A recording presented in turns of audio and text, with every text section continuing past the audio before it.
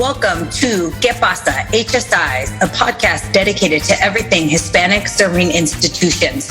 I'm your host, Dr. Gina Ann Garcia, bringing you the news on what's happening in HSIs. Join us as we explore the history and evolution of HSIs, culturally relevant and liberatory practices, current and emerging research with HSIs, and the policies that shape servingness. Saludos, HSI familia, and welcome to episode 4 of season 2 of ¿Qué pasa, HSIs? This episode is scheduled to drop in the same week as my new book, Transforming Hispanic Serving Institutions for Equity and Justice, published by Johns Hopkins University Press.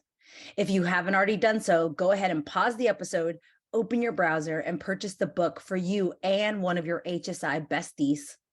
I encourage you to order the book directly from Johns Hopkins University Press site, but it's also available via Amazon.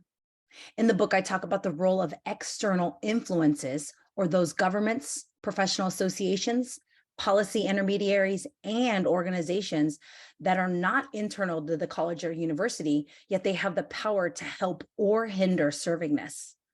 This episode features one of those powerful forces. In this episode, I talked to the dynamic duo from ESCALA Educational Services, Dr. Melissa Salazar and Dr. Maribel Jiménez. As I invite guests to the show, I'm careful to select people who can offer various perspectives on becoming an HSI and servingness, and these two guests deliver. ESCALA, founded and led by Dr. Salazar, is a consortium of higher education consultants who are committed to closing equity gaps for Latinx students in HSIs. They work exclusively with HSI educators, offering a series of services, including the Certificate in College Teaching and Learning in HSIs.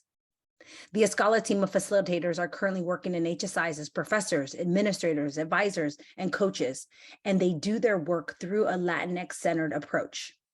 In this episode, our guests talk about the role that ESCALA plays in supporting HSI faculty and practitioners.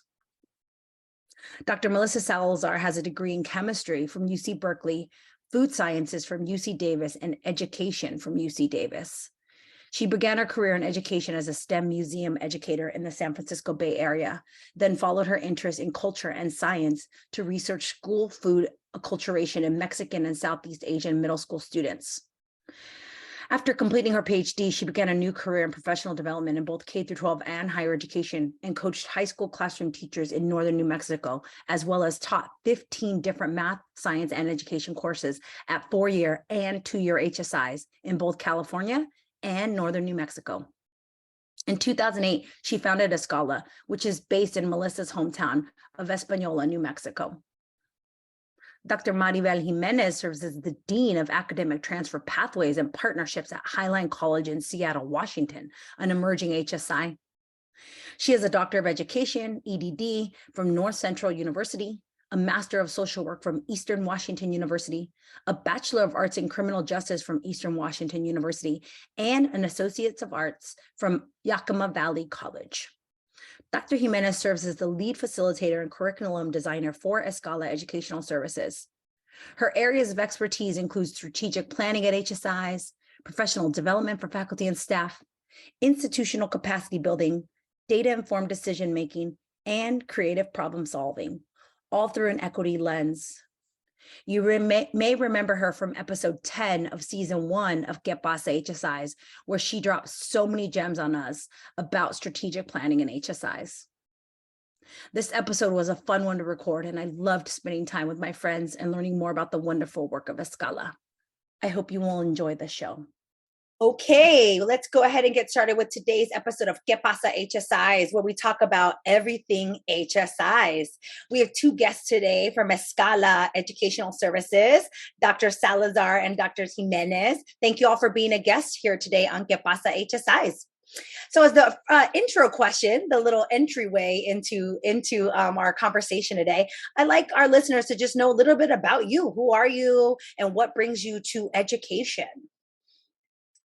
Thank you, Dr. Garcia, and thanks for offering ESCALA an opportunity to share our various stories. So for me, I am a Latina, and my big part of my identity comes from New Mexico. So my family has lived here for 100 years. I'm one of those folks in the small pocket of the Southwest where we were here predating the United States. And there's just a lot of identity construction around the part of New Mexico where I'm from. So that's my father's side. My mother's side is actually German-Irish from Ohio. And to make it all more complicated, I was born and raised in New Jersey. So there's a lot going on for me, but it made me very interested in identity as an adult because my parents basically flattened all of our identities into we're just American.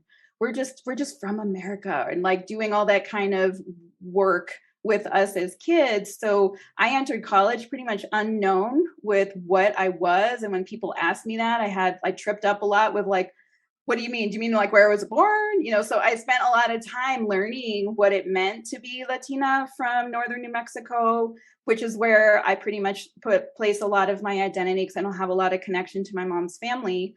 But all that happened at UC Berkeley, which was a great place for me to have landed to do all that identity work. So I got a STEM degree at UC Berkeley, barely. And I think that has fed a lot of the interest that I have now, which is unpacking why students like me need to also explore their identity while they're getting degrees and why that's so important to not separate yourself from your studies, because in the STEM fields at Berkeley, it was very much like faceless education, like you're not human, right? Like you're just a machine going to class and turning in your problem set. So I really hated that atmosphere. And I think that really drives me now in ESCALA to make sure that we are following, you know, the framework that you have and really seeing students as whole people. Because I think no matter what your degree is, engineering or chemistry or math or whatever, we're people within those degrees. So I think my identity formation has come to this now in my work as ESCALA. Thank you, Dr. Salazar. And so I will share. Thank you, Dr. Garcia, for inviting us. And so for me, this is Maribel, and I came to education, I think as long as I can remember. I feel like I have always felt this, you know, or have experienced and seen what it's like to be like the students all look like me, but the teachers don't. And I never could articulate. I remember even in like elementary school, I have never, I was like a junior in college the first time I had an instructor that looked like me. So but I remember knowing that or noticing, right, that's interesting that nobody looks like me. And so so I feel like my journey into higher ed has been layered and nuanced and complicated, but basically, you know, my family and I migrated to Washington. My parents still live in the Yakima Valley, and they moved from California to follow the field work that's in Washington. And so I think that there's a huge part of Central Washington that maybe a lot of people don't know is that there's a lot of Mexicanos there, and specifically from Michoacan, specifically from like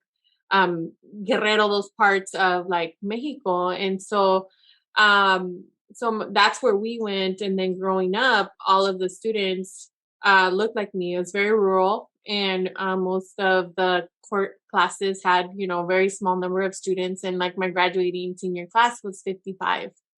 And but they all looked like me, right? And so then when I went into higher ed, the reason why I have a bachelor's degree in criminal justice, but the only reason I chose that field was because the department chair at the time was a Mexicana that looked like me. And that was the first time I saw someone that looked like me in higher ed. And so that's the path that I took. But I quickly realized that what I was hearing in the classes and in the program was very much rubbing up against my values. And I knew that wasn't where I wanted to be. And so I quickly understood that I needed to do something different, which is why I went into counseling. And so after outside of being in criminal justice classes, in courses, outside of the classroom, I was heavily involved with MECHA at the time at Eastern Washington University. And our mission was really to go to high schools in the Yakima Valley to talk about our stories, or like how we came to college. We thought promoting higher ed was our mission at the time. And so what happened was that my last year, my senior year, a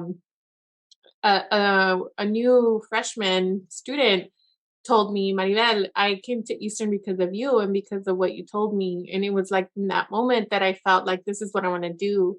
I want to be able to like share my story to really help other students understand, especially first generation college students who I was a first generation college student who didn't know, and we had to find our own way. And so so that's when like everything kind of shifted. My direction shifted to counseling, and then eventually led me back to Yakima Valley College, which is where I was a faculty counselor for about 9 years before I transitioned to my new position. And it was there that I got connected with Dr. Salazar and ESCALA when we were doing professional development for faculty to serve our student body, which is 70%, Latinx, 80% first generation, 80% Pell eligible. So that is kind of like full circle how I am connected also with ESCALA. Thank you. Thank you both for that and for starting so deeply into identity, right? The identity work is so important. And it comes up in every conversation that we've been having on Que Pasa HSIs, and it comes up in your work with the ESCALA, it comes up in my work and research with HSI. So it is important, right, for us to start with who are you and where do you come from and how do we value that? That's the important thing, right? That identity often isn't valued. And Melissa, you referred to that, right? Like it's not valued in STEM for sure. So I'm excited to hear more about that and how y'all are trying to disrupt the culture of STEM, because I know you are. But let's talk about your entryway into HSIs then, right? Like how did you start thinking about HSIs, or how did they come into your consciousness? Again, connected to identity, my work is about HSI identity, yet most HSIs don't have a strong identity, right? So how did you even come to know your consciousness around HSIs?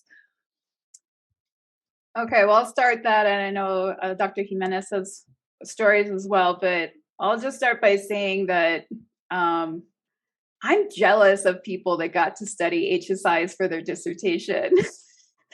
I don't think don't hate on us. I'm so jealous, and I mean it in like a good way. But I think again, if you can turn back time, or you just wish you were in a different place, I would have loved to have studied HSIs when I was in the mix of doing research. But while I was doing my dissertation, I was actually in a completely different field than HSIs. So I always like to say that I kind of fell into this work from a very different place. So I mentioned earlier, I went to UC Berkeley. I have a degree in chemistry and chemical engineering from bachelor's degree. So it's a pretty far cry from studying HSIs, which is my research field now. But I have master's degrees and my PhD from UC Davis. And again, those were in food science.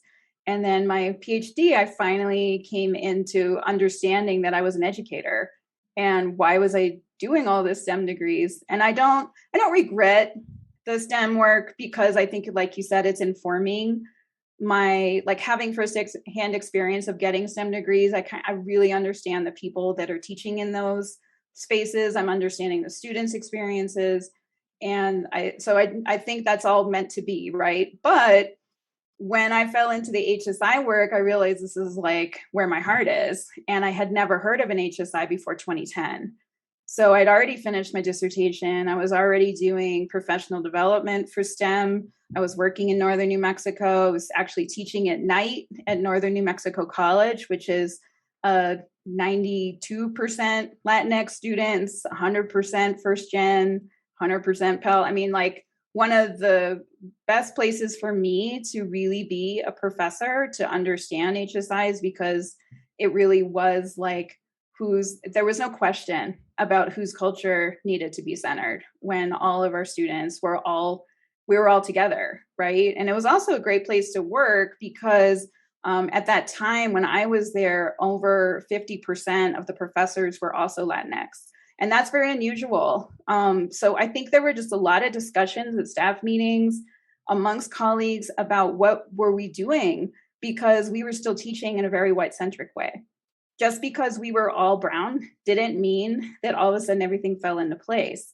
So this is going to be a lot about my dad today, but I just want to mention that my dad was the first person. He was an HSI program evaluator for NSF and for the very early NSF HSI grants and for Title V and III. So he would tell me occasionally about this HSI world, and he dragged me to a conference called HSI in 2011. And when I got there, I was like, oh my God, this is like, this, where have you been, right? Which is what a lot of people think when they first go to HSI, is like, here are all the people. Here are all the people that I want to be talking to. So I presented some of my early work there, and ESCALA was still not even a dream of mine yet, but I really started to get hooked into the idea that when we serve Latinx students, when we are Latinx people, which is a predominant force at HSI, we have similar concerns, issues, learnings, discussions, and it was just really exciting. So that was my entryway into HSIs, and ever since then I've just sort of been devouring everything I can because I don't have the dissertation stuff. I didn't get all those 5 years of being able to read it all. So now I'm catching up, and I've spent the last 9 years really doing that. I didn't know the story about your dad bringing you in. That's so cool. I hope my kids tell that story one day. They're like, well, my mom, she wrote this book. Awesome. Maribel, what about you?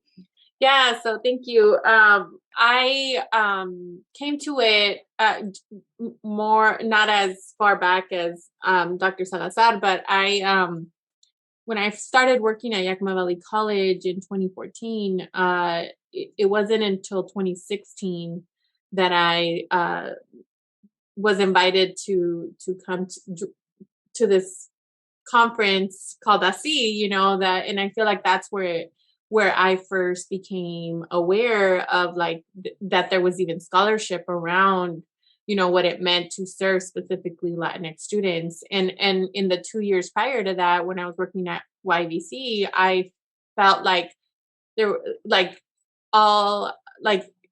felt like, does anybody else see what's happening here? Like, it was really frustrating and really,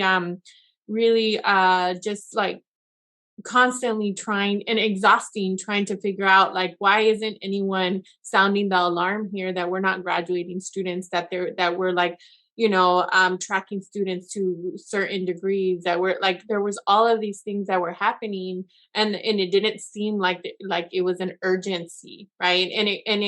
And at that time I still hadn't heard of servingess and didn't even know that the college was an HSI, because that's not something that was public or something that people talked about. And so but the one thing about the college was that it had been an HSI since 2001. And ever since then, it's never not had an HSI grant. And so there was a lot of funding, and resources coming. But what I found was that, I was being pulled in slowly but surely to the work about trying to figure out how do we use the funding to really make sure that we're serving our Latinx students. And it was different because not only was I also somebody that identified as Latinx, but also I was from the Valley. I was that student that they're trying to serve. I was there. I went to college there. And I felt like, because I knew my community and all of my family still lives there and are still, my small primos and nephews, and they're all still go to YVC too, right? And so anyway, I started slowly becoming involved, and that's when I was invited to go to HSI, and it wasn't until I went to the Las Vegas one was my first one, and I went to the decolonizing workshop that you had, Gina. And at the time, I didn't know who you were, or that you were Gina Garcia, right? And I was just like, okay, this sounds like really cool because it sounds, I had been learning about like decolonizing and dismantling and things like that. And I felt like that's what needed to happen. So I went to your workshop and then you presented on this, like what it could be, right? Like how it should be, what it could be. And then it gave me permission to begin to think of like, what can it be instead of trying to make it fit with what we already have and have this like structure or the way we do things are processes that are definitely not designed to really serve our Latinx students. But we're like looking for the loopholes and where can we go here? And okay, this is the rule, but it didn't say this. So let's use it to help this student, right? And I know what listeners are going to be thinking like, yeah, that's what we have to do because the system is not built to serve our Latinx students. And so it gave me the like permission to begin to look, to think like this could be different and how can we do that? And so that's when I started. It was since then I was like, who is this lady? She's talking my language. And then I was like, oh, it's Gina, and then began to like read all of the scholarship and all of the ways in which there were other colleges who were grappling with the same questions and the same things. And then it was me who had that reaction that I see like, wow, look at all of these people who have the same questions as I do and are trying to come up with solutions to really serve our Latinx students. Did I have cool shoes on? Obviously. I always have cool shoes on. So Yeah. You had to say, who's this lady with cool shoes? I know, with the red bottoms. Nice. That's always a part of the like she's saying cool things and she has cool shoes, it's part of my like MO. Well, that's cool. So I'm glad y'all have bring ASEAN because I met Dr. Salazar in New Mexico randomly when I was at a writing retreat, and she pulled me in, right, and has been very engaged in ASEAN, a huge fan of ESCALA ever since I found out the work that was being done. So ESCALA Educational Services was founded in 2008 by Dr. Salazar and has grown into a professional learning experience designed specifically for faculty at HSIs. And I always tell people it's the only professional development program specifically for faculty at HSIs, right? It's a very specific niche and a very specific focus, which I just love. But I don't really know the origin story of ESCALA, so I would love to hear, and I'm sure the listeners want to hear what's the origin story, how did it get started, and why the focus on faculty and HSIs? Okay, are you listeners leaning back? Does everybody have their drink? Do-do-do, cue the Western music, dusty day in New Mexico. So again, it's I have to bring it back to my family, and I love that you pointed out the dad-daughter story, because that really is it. That's the origin story. And I guess I'd never really thought about the multi-generational HSI work, but yes, let's get our kids into this work. Let's inspire the next generation. That's totally it. But like I said, my dad had introduced me into HSI work because he was an evaluator, and he was pretty in the mix with ASI before I got there. But really, if I back up, how it all came together was that he was a new professor at University of New Mexico after being in industry for many years. My dad's also a STEM guy, so we're kind of like a STEM family. And he made fun of me for going into education when I turned my PhD into an education degree instead of a STEM degree. And, because that's what STEM people do sometimes. It's just like, hey, what are you doing? Going over to the soft side. And I was like, no, this is me. It's what I'm going to do. And, he teased me for years, blah, blah, blah. Why'd you do that? But then lo and behold, when he became a professor after leaving industry in the later part of his life and going, oh, I'm just going to teach engineering. It'll be it'll be super easy because teaching's so easy. And guess what? I was getting these 9 p.m. phone calls when he was grading going, oh my God, all my students are not doing well. And everybody failed the last quiz. And he had all these questions. And I was like, oh, look who's talking now about, who needs the education degree. So I was coaching him. I realized, looking back on it, I was just coaching him all the time. We would have these really interesting chats about Hispanic students at UNM and Latinx students like him, because he went to UNM himself in the early 1960s as one of the only Hispanic students in their graduating class in engineering. And he was extremely isolated and alone and invalidated himself. So he was like, he just had all these issues coming up for himself emotionally around teaching. He's like, oh my God, nothing's changed. Nothing has changed here. And I don't mean to shame UNM, but we have HSIs that have been HSIs for a very long time. And like Dr. Jiménez says, they're not sounding the alarm. Nothing has changed in 50 years, right?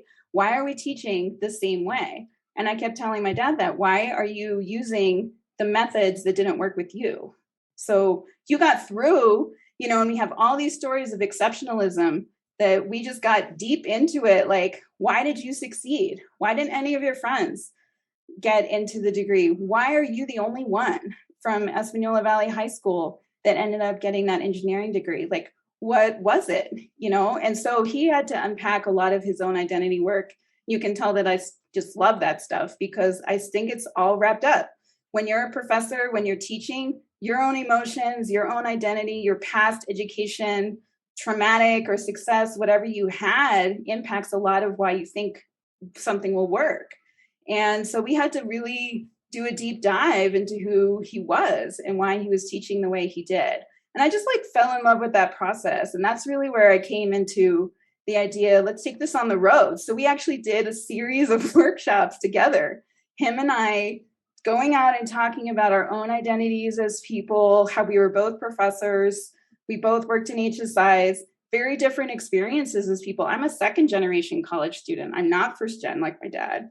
And both my parents had college degrees, and I still had very big struggles. So it was about, it's not just you're going to be okay when your kids have the parents with college degrees. There's still lots of things that happen with identity in college. So that's where the idea for let's provide spaces, like formal spaces and coaching and discussions of identity and talking about yourself for the very first time and not seeing this as a job, but you're working with people, but you're a person. So where do we put all this? And it turned out that professors really wanted to have that conversation. So I just went out there and pitched it to a college that was nearby me, University of New Mexico Taos.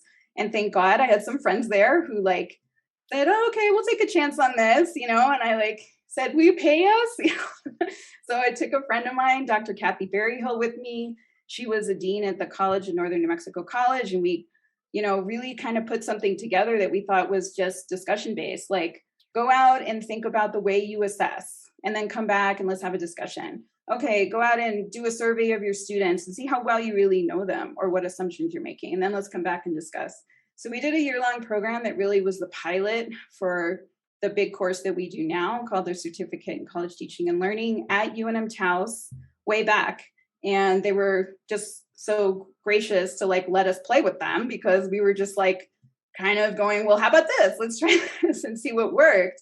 But I was surprised at how much it took off from then, because I went back to USC and presented what we had done at Taos, and it turned out lots of colleges wanted the same kind of programming.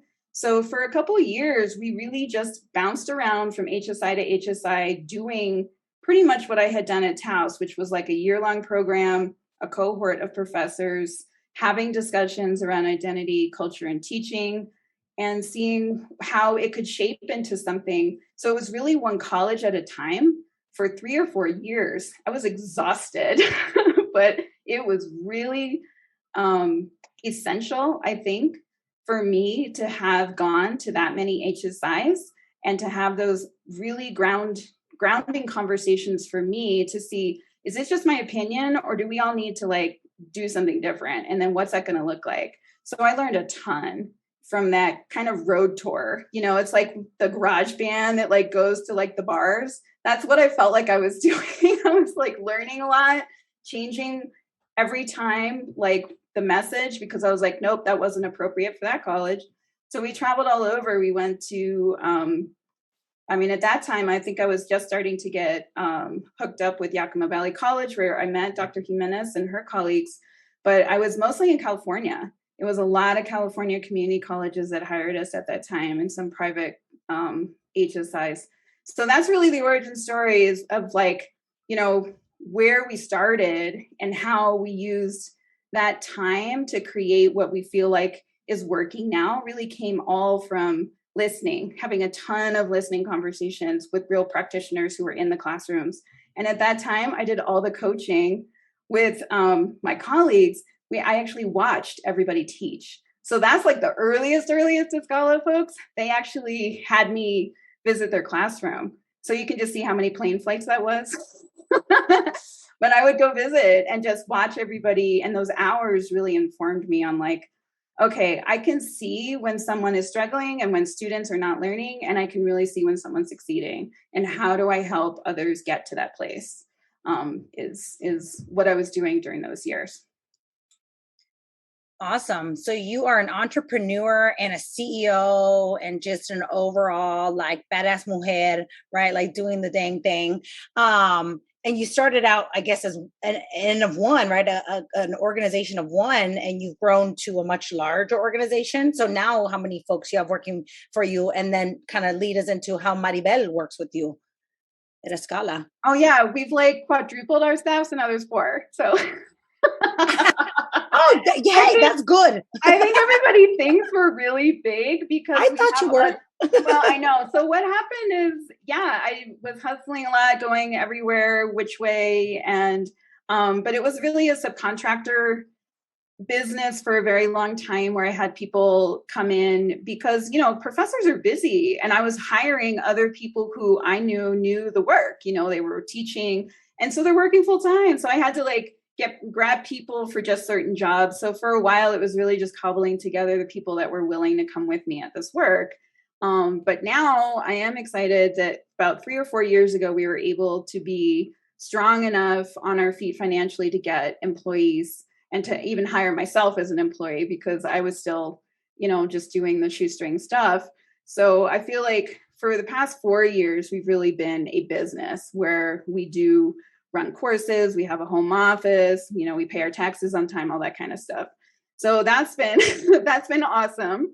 And so Dr. Jiménez right now is still a subcontractor with us, but she is the major force behind our curriculum development for our staff and faculty programs. I think she's an amazing partner in this work, and it's really difficult to design curriculum. So I haven't found a lot of people that are willing to really look at the finer points and debate at midnight about whether this activity or that activity comes first, you know, and we will do that endlessly, just all night long.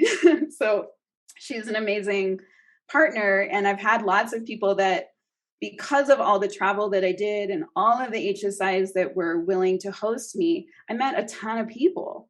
And so it's really not just that I'm friendly, it's like people just come out, you know, for the work. You know, I would say, hey, you know, I'm going to another HSI. You want to come with me? And people are like, oh my gosh, yes. Because it turns out all of us are in this for personal reasons. We all want to, I don't say we want to overcommit. Let me strike that. But we are all willing to do the extra because we are so concerned about what's going on with our students. We know that it matters. These are our family members. These are our people that look like us. And so it's like, I always just say this is hard work. And so I try to pay people really, really well because I feel like sometimes we will say like, I'll do that for free. And I'm like, hell no, you are not going to do this for free. I'm going to pay you with funds from HSI grants because that's part of what these grants should be for, is really repairing the damage that we've had to be underpaid and underserved ourselves. So part of the whole, like, you know, being a badass entrepreneur, as you said, like, part of my pride of running a business is to turn that money around to people who know what they're doing and aren't getting the support they need from their institutions at times and aren't getting the money that they deserve. So I have no problem being the money person because it's funneling through me through HSI grants. Almost all of our people come because they are funded through an HSI grant. So I turn those reg fees into stipends for our many subcontractors. So at this point, yearly, we probably pay about 100 subcontractors to work for us and do various things. But we do have 4 core employees right now. Thank you for clarifying that. I think this is a really unique conversation because we haven't talked to somebody who has an organization, owns a business that 100% supports HSIs, right? And to hear your perspective on like supporting also the employees that are doing the work, that are going out there and not using people, right? Like it seems so basic, like, yeah, don't use people, but people get used all the time, right? Like we're taken advantage of, or free labor, all that sort of stuff. So thank you for sharing that, right? For anyone that's listening, that's thinking about starting an entrepreneurial business for HSIs, this is what it is, right? This is really thinking you're going to work with and for people in the organizations, for the organizations, right? And that's exactly, I think, what you have modeled with ESCALA. So thank you for that. But let's get into some of the meat of like, what does ESCALA do? Because now everybody's like, y'all are amazing. What do you do? Tell us more. So talk to us a little bit about some of the offerings you now have: courses, retreats, consulting support, that kind of stuff. Sure. And I'm going to have Dr. Jimenez help me with this because she's very familiar with our programs. But I'll just start off by talking about the one that brought us together, which is our big course, the one that grew out of all of the early work. And it's called the Certificate in College Teaching and Learning in HSIs. And it's a 27-hour course. Everyone who's been through it will laugh and say it's more like double those many hours. But officially, it's a 27-hour course, and it runs from summer through the next spring. So it's almost a year long. And what we ask people to do in that course, and this is faculty, there are staff that are encouraged to take this course as well, but mainly it's a course that's like its name. It's about teaching. It's about, and in fact, it shall, the teaching and learning, they go hand in hand. I try to talk more about learning than teaching because that's the misnomer of what we're doing. We're actually learning alongside our students. We're helping them learn. We're not really teaching. So anyway, that's what it is to me. It's a crash course in working with people and working with Latinx people. And I think that faculty, it came out of this idea that, faculty, they have not had any teaching training or learning training, right? So we, even as education PhDs, in my experience, even my own PhD program at Davis, I didn't feel like we were following our own principles when we were like going through our seminars and courses as PhD candidates. I was like, why do we read about this but don't see this in practice? So I feel like even faculty, any faculty with any discipline really doesn't have an opportunity in higher ed to dialogue about the finer points of teaching and what culture has to do with it. Because for me, it's like we don't teach in culture-free zones ever. And in HSIs, if you believe that, you really should leave. And I have no apologies about saying that anymore. I used to kind of dance around that, but I have seen enough folks who are just not doing service to our students by not exploring how their own culture is impacting how they act towards their students, assumptions they make, the things that they assess.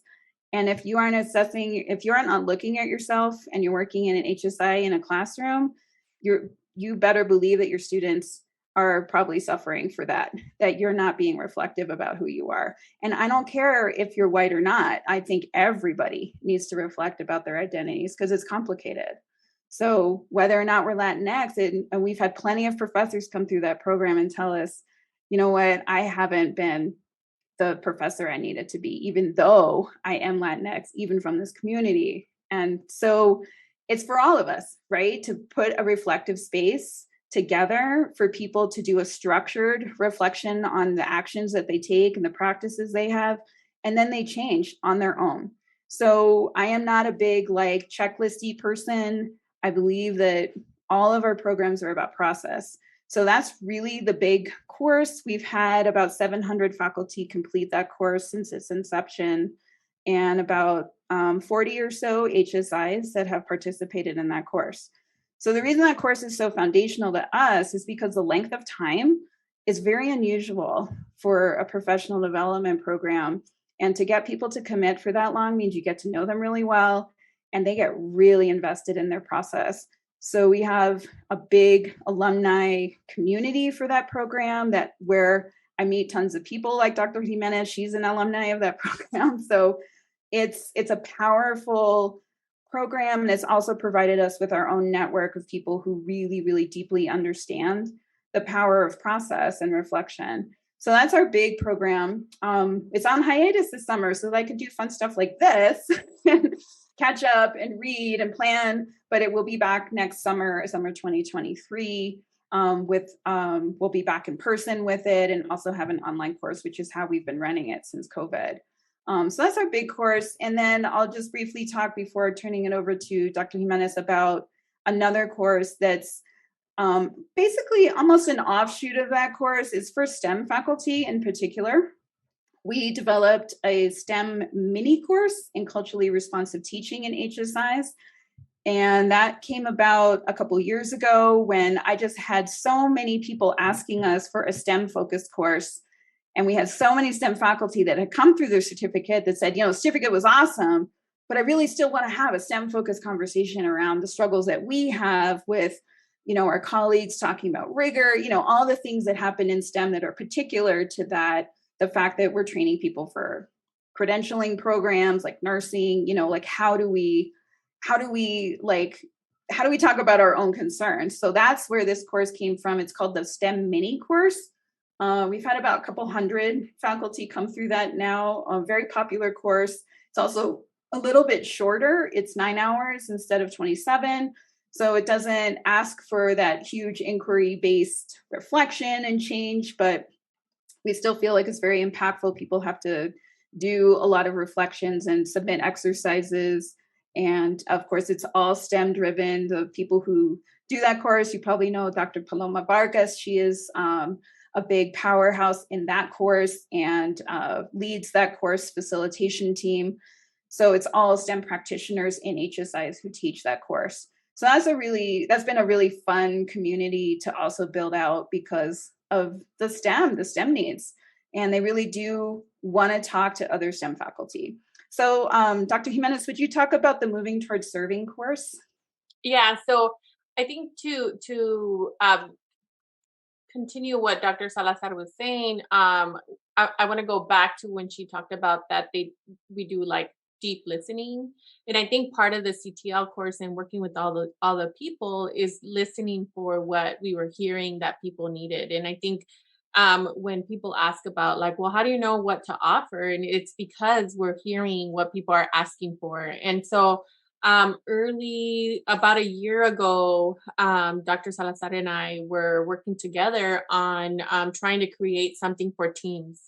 Because what we're finding and thinking through is that we would get a lot of people, maybe HSI directors, who are like, well, I don't really know what to do. Like I have this grant and I don't know what to do with it. And they're asking me to figure out like, how do I institutionalize what we're doing? Because that's always the goal, right? Is like you get the grant, you do the thing, and then you work hard to really institutionalize whatever it is that you did, because hopefully the thought is that it's going to be, addressing those equity gaps for Latinx students. And so what we did was we created a course that's for teams rather than individuals. What Dr. Salazar just described in the CTL program and the STEM Mini is like individual faculty, working with themselves and maybe their team, but it was, and so this course is created for teams of HSIs that we're doing HSI work.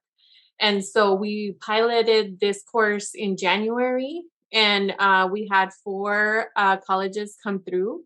And we really did some very intentional work with them around interweaving not only themselves as a team to do the HSI work and moving it towards serving, but also to be able to weave it into the fabric of the college rather than it unraveling after the grant ends. So as you're thinking about like, here's the grant and here's what we're going to do, but then when the grant money ends, then it all kind of fell apart and the work doesn't continue.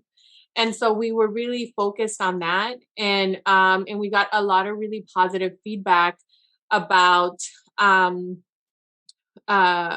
from the teams about like giving them not just language to use when they're in meetings, because we also talked a lot about process and protocols, and how what happens often is that there's one person who takes over the meeting, who's like, is really putting themselves in like their positionality might be higher. So then they just take over the whole meeting. So we really force these teams to really stretch their muscle of working together while practicing protocols that gave voice to everybody, not just the people who are in positions of power or who are, the directors or the, whatever, that it's like you listen to everybody and we ask them to bring everybody. Like you don't just bring like the C-suite, bring me like who's working with students because, we want to hear what they have to say because they probably have the direct connection with the student, and we ask them to bring students.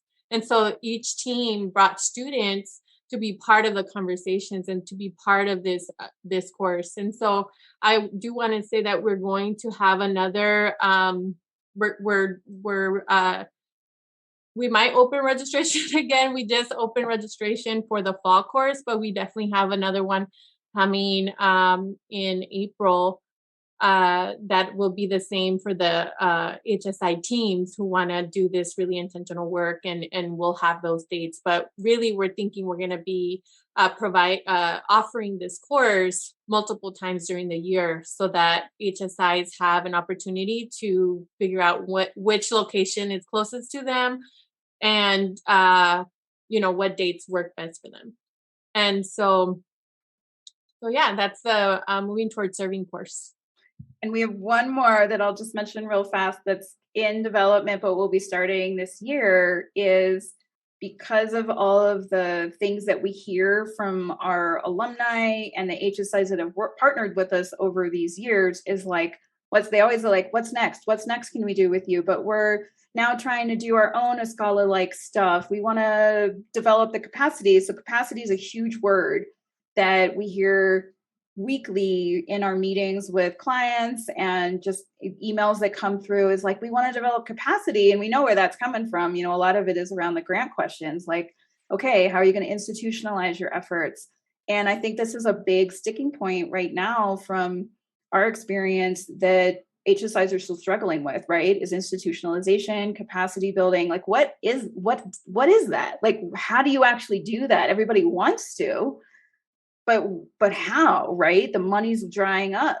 So we've developed, and this is where Dr. Jiménez has just been so helpful in her expertise in facilitation. You can tell just probably by listening to her awesome voice that she has a lot of power in the way that she speaks. And so we have been co-developing, and we'll probably be pulling up in other amazing folks like Dr. Elizabeth Gonzalez, who worked on the Moving Towards Serving course with us this year, Dr. Vargas, people who also have similar power with communication in how to facilitate conversations in their own HSIs. So in addition to this Teams course, in addition to the faculty courses, it's like maybe you are a leader, or you see yourself as a leader in your HSI, and you want to start developing educational programs to get people to change, right? Or to get people to listen to you.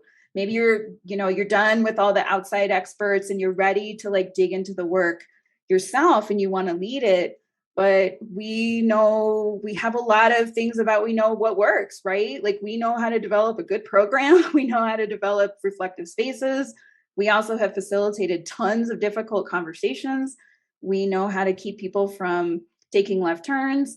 So we've developed a year-long residency with us that will be opening this fall, and people will be able to spend a year with us, meeting monthly with some other folks who are in similar positions. Maybe you're a professional development person, maybe you're an instructional designer, maybe you're just a leader in some other way and you want to start developing your own curriculum around your HSI to move it towards serving, and we'll help you.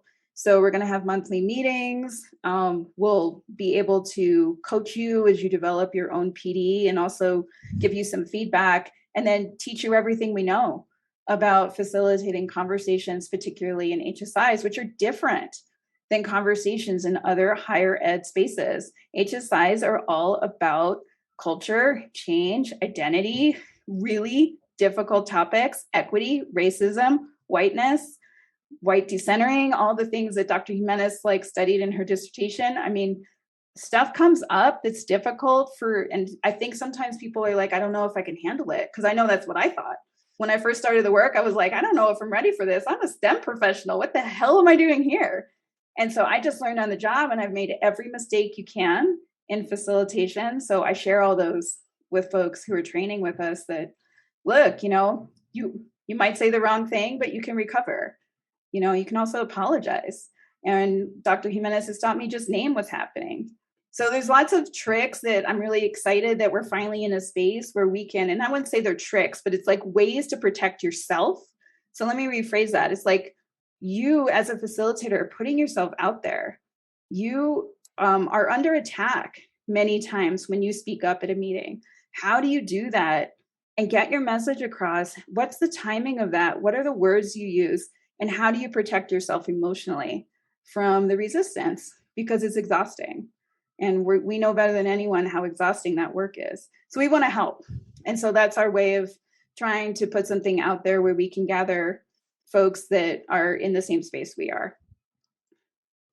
Absolutely. I love it. Thank you for that. It helped me a lot to even think about, your work and how some of the institutions I work with, it's almost like they can work with me and then work with y'all. Like, hello, we can all work with each other, right?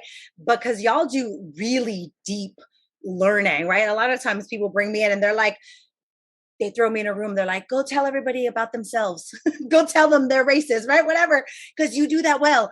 And then I leave, it's like, go home. I'm not necessarily doing these deep analysis and deep dives into, servingess. It takes a long time. You can't just have a one-time speaker or a one-time workshop or even just read a book, right? It's like this a lot of work. And that's what I love about the work that ESCALA is doing is y'all are like, this is a process. But also you got to be ready. Y'all both made reference to that. Like if you're not ready, you're not ready.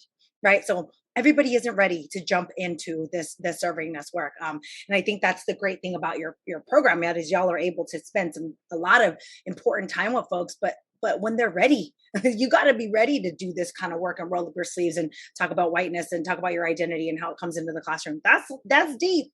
That's some deep stuff. So thank you all for even just helping me to better understand the suite that y'all are offering. And that continues to grow even from when I first learned about ESCALA. So on your website, it says that ESCALA offers a unique approach to professional development. So you just gave us like the sort of like, this is what we do. So what makes it unique? Why would somebody want to spend time with you versus any other of the opportunities?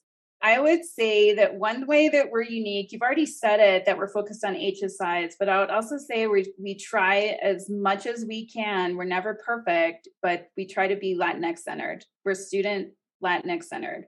And that's a long road to become there, right? Like the all students, we're lifting all boats and, everybody needs great teaching. There's been a lot of struggle to be in a place where I say that without apology. And we say that now, I say that to every new client, anybody who calls us, is your faculty ready to talk about their Latinx students and not all students? And if they're like hemming and hawing with me, I'm like, you're like you just said, you're not ready.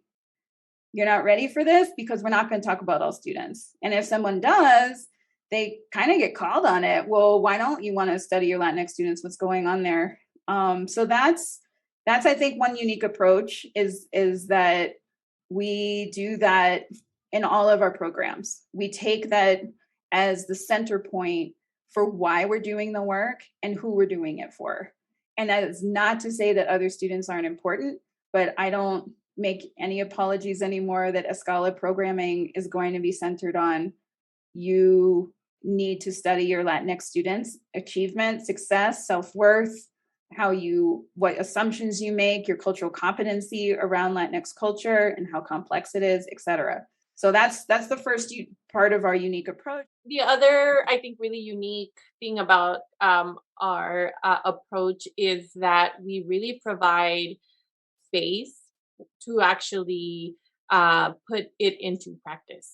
And I think that if you just think of PD in general, usually you go to a training, you go to like a one-dayer, you bring in a speaker, like you were saying, Gina, and then it's done, right? And I think that ESCALA actually creates the space or the container for you to be able to, learn the strategy implement the strategy. What did you learn?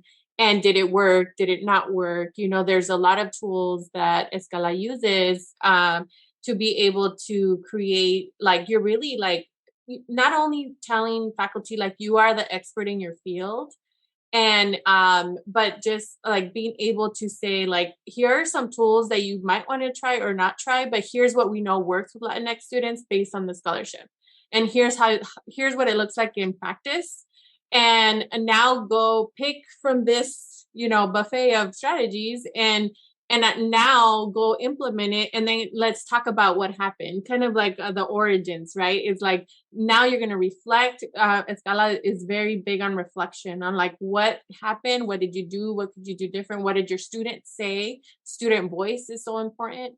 And I think that the other thing is that we model what to do while we're teaching you the strategies, right? So we not only teach about what we're saying, but we're also modeling like the equitable protocols, and making space for all the voices in the room, or making sure that not one person is taking up all the space. We model a lot of the practices that we use. And I think that that's what's very unique. That's what we hear from clients, is like, wow, like, Escala really gave me the tools that I needed to be able to create space for everybody to feel like they were a part of the conversation. Or, there's always some things that they take around the protocols that we use.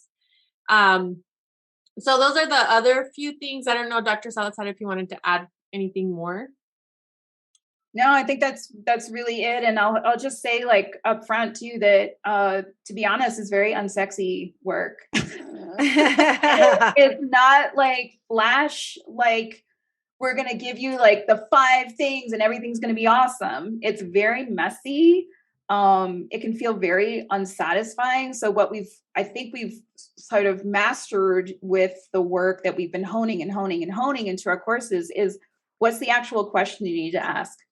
Like, I may have had 10 questions in the past, and it's like whittled down to like 2 core questions that you're going to go ask yourself and your students and come back. So I feel like it's a very efficient use of folks' time who are just like, I'm struggling, or I'm suspicious that I'm not really doing what I need to do. They're awesome teachers. Most of the people that come to us are just already really on the path and are just either looking for validation for their strategies. And a lot of what they tell us is that, you gave me permission to do this more intentionally, and you gave me the reasons that I can argue that our colleagues should be doing this more.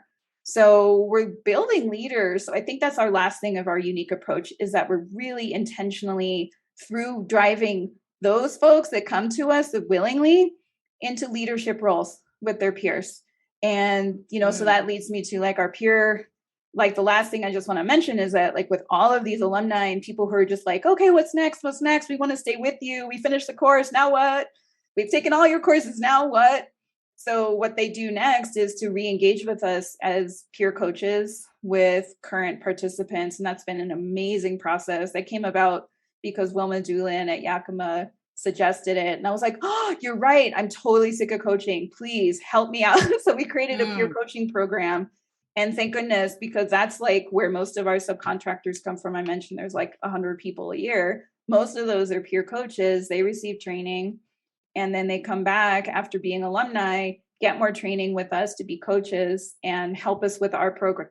Like, maybe they're a lead in a Zoom room, or maybe they're developing PD at their own site, or maybe they're coaching within one of our formal programs. So we have like a lot of cycling back where I feel like those people get more confident about taking leadership roles. Like, they're deans now, they're DEIs, they switch colleges because they stick of where they were and get a better position. So a lot of those folks, they publish, or they, the confidence that I see people get from having that reflective process and realizing, hey, I was on the right track, but I'm going to get even more kick-ass at this strategy. So that's really like where I feel like we've done our work, is helping people into the messy process of self-examination and not telling them exactly what they need to do, because they're super smart. They don't need to be told what to do. They need to be told how to think about what they're doing, and a little bit more about how to be intentional with Latinx folks based on literature. And it's hard for faculty to go and read all the books and read all the articles. So we try to condense them into, this is what most of them are saying. So if you aren't doing this strategy, y'all need to do it. Like, come on, what are you waiting for? And that's often what speaks to faculty, is to know this is supported by research. It's not just my own classroom. Everybody wants, everybody's doing this and writing about it. So we're kind of just trying to help them into the ease of that messy, let's push a little bit further and become experts at teaching our Latinx students. Absolutely. I love it. Love the work that y'all are doing. So one thing that's become very clear is you're like, we are unapologetically focused on Latinx students, right? Like we show up as ourselves, as everybody you've named on your team so far, Latinas, right? Predominantly Latinas, showing up and modeling what this looks like and doing this work, right? Because you're really committed to it. The one thing I think a lot about is like, individual organizations also have identities, right? So I want to talk a little bit about that, because I think a lot about, is there differences between doing this work, particularly as a faculty member at a 2-year HSI versus a 4-year HSI, or is servingness the same at all institutions? Because I want people to think about identities at multiple levels, right? And that one I think is an important one, but I don't know. What are y'all thoughts? Because you work with both 2-year and 4-year. Yeah, I think that's such a complex question. And I feel like my understanding of it is evolving. And so I'm just going to speak from the perspective of taking the majority of client calls and over the years, seeing what 2 and 4 years, different questions they ask, and then how they use our program. So I would have said 5 years ago something very different than I'll say now, because the 5 years ago, our majority of our clients were 2 years. So just as HSIs shift in their own identity demographics between 2 and 4 year, our balance of clients is now between 2 and 4 years. And we have a lot more 4 years that we've worked with. So I'll say I have more experience now, but going to 4 years myself, I know that faculty are under a lot of pressure for different reasons that 2 years are. And so in the beginning, 2-year clients were who we had because they were willing to talk about teaching. They were willing to send people to professional on teaching. And now I see that 4 years are really digging deep because they're like, we're losing students. We're not graduating them. Maybe T&P might be shifting around student evaluation. So I see that 4 years are turning a corner. That's just my impression from where I sit, that there's definitely more interest in what are we doing with our classroom practices as impacting numbers that we have to pay attention to, or my T&P. So I think that's the 4-year discussion, is like, how can we measure that we're having impact in the classroom? So we get a lot more conversations with our 4 years around measurement, changing the ways students are graduating, things that are like the iPad stuff is really where 4 years want to have those discussions. And then in 2 years, I would say as a group, much more interested in the unique aspects of their HSI. Where are we located? We're serving our communities that are surrounding us. So understanding the students that they serve is much more of the discussion with 2 years that we have, which is like, well, is your program going to work for us? Because look at where we're located and we see that you're not, can we make sure that it's going to work for our students, which I think is a smart question to ask too. It's like, not every program is going to be perfect for everybody. So, but a lot of them are really, really interested in their location, and how that location serves them, and whether that's urban or rural or suburban or what part of the country it's in. So Dr. Jimenez, do you want to add to that? I know you know a lot about 2 years. Yeah, I think that for me, I have experience working in 2-year colleges and have experience working with 4 years through ESCALA. And I think that the part that I don't think is different is the part about just like the practices that we use for our Latinx students, right? It's still like being for our students, and like what the research tells us is they just need one person to connect with, and that's the best indicator of whether or not they're going to be successful. And so we talk a lot about that in our courses, is that, can you be that person? We know you can. how can we help you do that? And at that point, it doesn't matter if you're a 2-year or 4-year, is do you understand that and how do you make that happen for the students that you're serving? And so I think that Dr. Salazar like talked about all the differences, but I think that there's a lot of also similarities, because if you're going to serve your Latinx students, it's going to be very much a lot of the time the same strategies, right? About what's important to, like are you creating space for like, community building, because that's really important. And so a lot of those strategies are going to be the same, regardless if you're in a 2-year or 4-year. Awesome. Thank you for that. And you're right. Yeah, there are some sort of core basic, what the kind of work y'all are doing, right? Is like faculty working directly with Latinx students, right? There are some core basic like connections. Research shows is like major, right? Versus if I asked y'all to tell me, how are we going to measure servingness at a 2-year versus 4-year, that might look different, right? Like transfer rates might be more relevant at a 2-year than like 150% graduation rate. I don't know, right? But I think it's something we have to keep thinking about. And as you're working with 2-year versus 4-year, something to keep thinking about, right? That like, there are some differences with some things and maybe not others. This is something I think about a lot, y'all. So I don't really have an answer. I just like to hear from other thought partners who are doing similar work, right? And we're all trying to figure this out all at the same time. So something I'd love to hear about is, what are the challenges? I always want to know challenges. I want to know successes. I want to know what y'all do well, but I also want to know, what are challenges when you're working with faculty and they're trying to implement the strategies y'all are doing. They're trying to implement servingness. That's not easy. It's not easy to transform entire, structures, and particularly your teaching structure. So what are some of the challenges y'all have seen faculty face? That's such a good question. So I think it's probably, for me, and I would love to hear Dr. Jiménez answer this after I do, but I'll probably, we sometimes think very much alike, sometimes not. So I want to hear, but I feel very much like the individual courses, the major challenge folks have is operating in a white-centered HSI. They get transformed through their messy, self-reflective process into folks who are ready to dismantle a lot of the faculty practices and assumptions and the industrial complex of, having too many courses with too many students and not getting to know them. There's just a lot of stuff that they learn that they're like, why the hell are we doing it this way?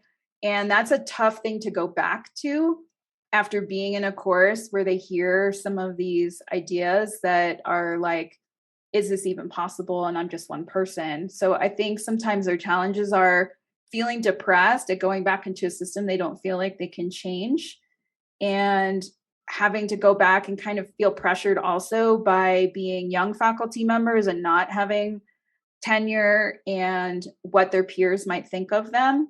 So, I would just give a quick example that we do an equity analysis where faculty look at their own grades and how Latinx students have been doing over time in a course they teach compared to all students or compared to other subgroups of students. They do it all sorts of which ways. And that is a very sobering thing for many faculty to do, because after they do that, they go, why isn't everybody doing this?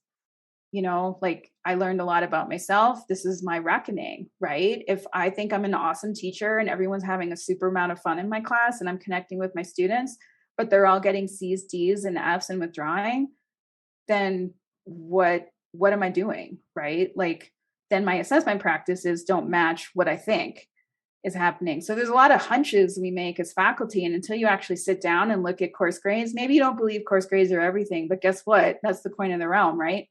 So if we're handing out predominantly C's, D's, and F's and withdrawals and I's for our Latinx students, you don't have anyone to blame but yourself and the grading complex. We can have a whole conversation about that. But I think that's one of the things that when people have those kinds of ahas or, these moments where people cry sometimes when they see what happens, right? Because this is, like I said, it's personal.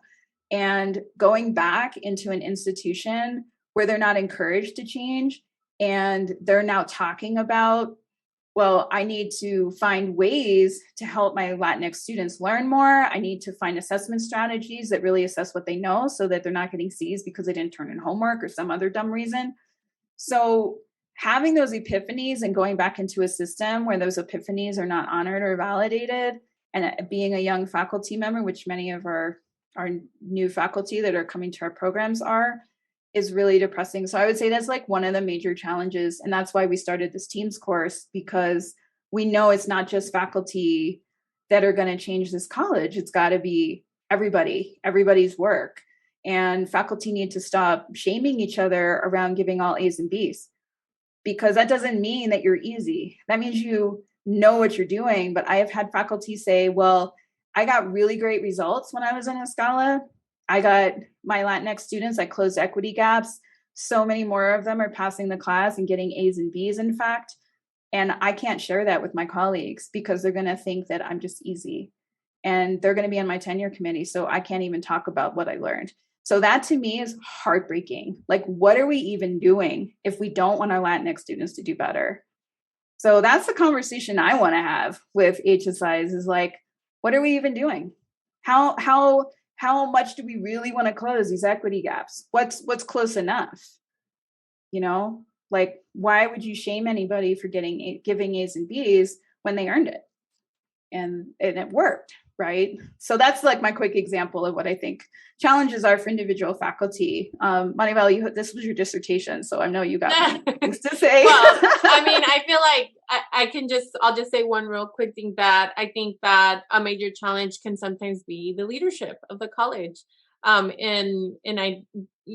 was my dissertation on strategic planning, is that we're not, like, this should be, what you just described, Dr. Salazar, should be on the strategic plan. Like, how are we going to, what are the strategies? Here's like a real life example or strategy that you can use to begin to close your equity gaps around Latinx students.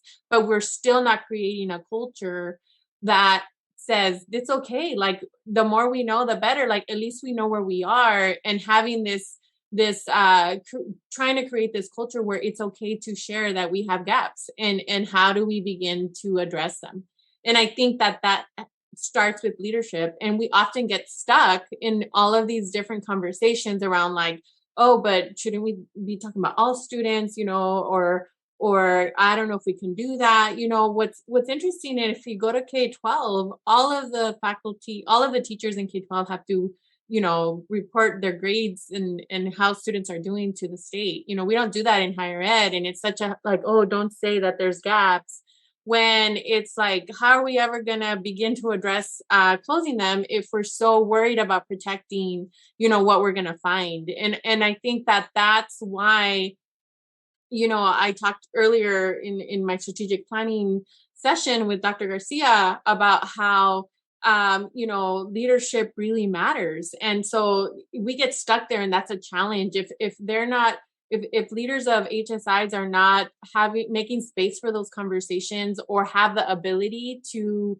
really understand the racialized experience of your Latinx students, or like the historical trauma that they've experienced in K-12, and for everyone to understand that, not just faculty, but your staff, like, everyone should understand, like, the journey of your Latinx students into your higher ed. And if you're not making space for that and not making it a priority, then, then what are you doing? Like, and I said, in the last, session, is that you can't, like, you might be great, but maybe not at an HSI. Like, you'd be great at a different college, but not at an HSI if you're not willing to do those things. And that's a challenge.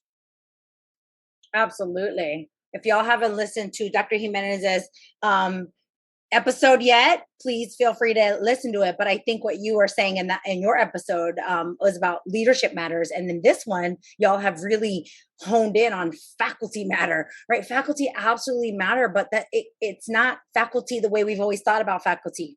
It's faculty need to think differently. Faculty need to examine their own ways of being, their own identities, their own practices, their own classroom culture, their own data. It's like if you're given all D's and F's, that does not mean you're a good teacher. But unfortunately, in a STEM culture, right, that sometimes is like the idea, particularly in STEM culture, right? Like, oh yeah, no, it's fine. It mean I did a great job. I have this curve, right? It's a beautiful curve.